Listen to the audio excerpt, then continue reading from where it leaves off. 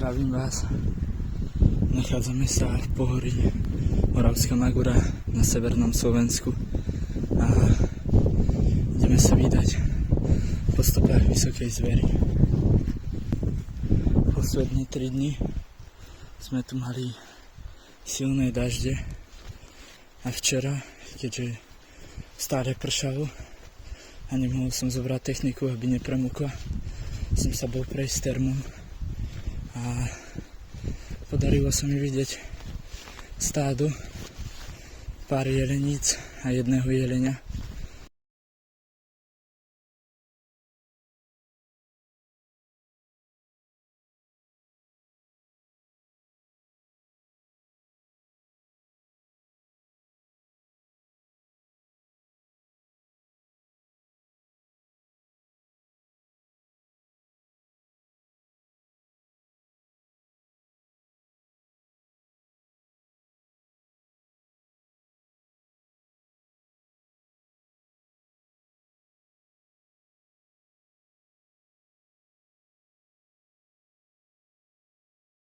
Tak dneska som sa vydal na to isté miesto za lepšieho počasia s celou výbavou a budem dúfať, že sa mi ich podarí natočiť a niečo pre vás ukázať vám.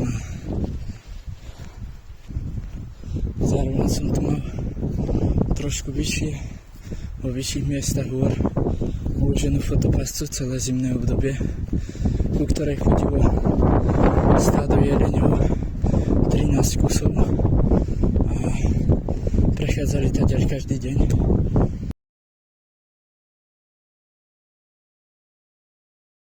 Tak dnes by sa nám mohlo podariť niečo nakamerovať. Verím tomu a uvidíme sa neskôr. Tak posunuli sme sa zase o kúsok ďalej. Teraz sa už len o tichosti dostať na to miesto, na ktorom sa chcem usadiť a odkiaľ by som chcel tú vysokú zver nafotiť. Dúfam, že mi bude šťastie prijať a niečo sa nám dneska podarí. Je 10 minút pred 5. Zatmieva sa okolo 7:30, čiže času máme ešte dosť. A uvidíme sa znovu až na tom mieste.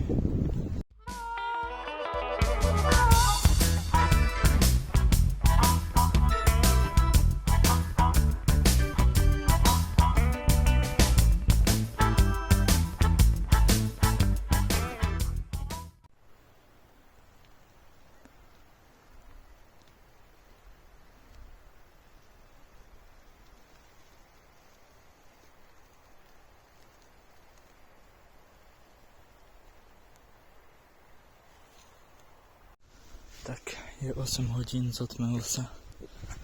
Už nevidí ani fotoaparát, dobre. A dneska sa nepodarilo.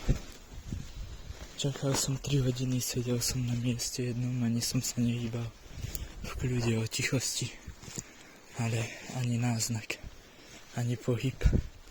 Až po chvíli čakania, asi po nejaké polhodine, som v termovízii zazrel srnčiu zver. V diaľke, bol to srnček šesták so srnkou. Tie mám aj nakamerované, neskôr vám ich ukážem. A po chvíli ešte čakania, keď už som si myslel, že už ďalší kus nevíde, som na spodnej rúbani zbadal ďalšiu srnku, tak som aj tu natočil. A potom tie 2 kusy srnčej z vrchu zišli dole k tej jednej.